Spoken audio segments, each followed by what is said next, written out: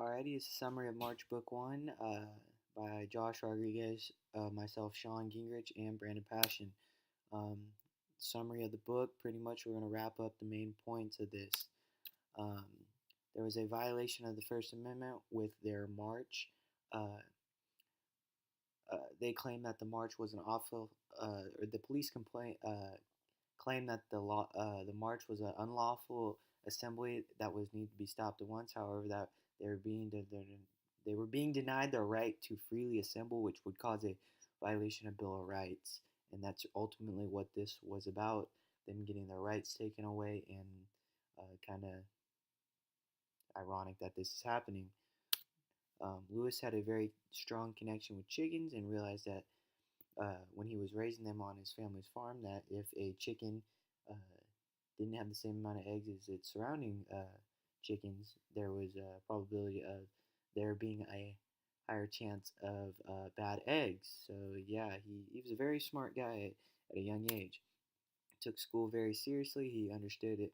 If he wanted to be a political leader, this was his path to educating himself and expanding his mind on what he believed in.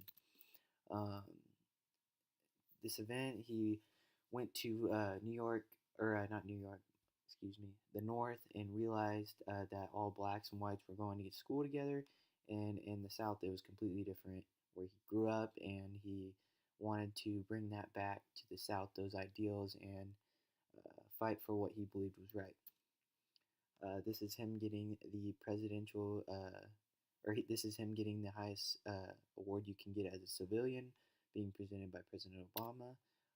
This is a picture of Martin Luther King, who was one of his very good idols. Um, he absolutely loved reading and educating himself to the next level. He always challenged his mind. That was one thing we really picked up.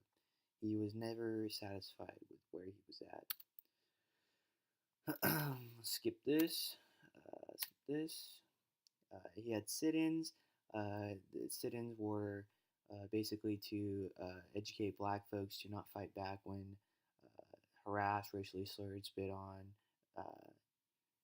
seek peace, not violence, ultimately.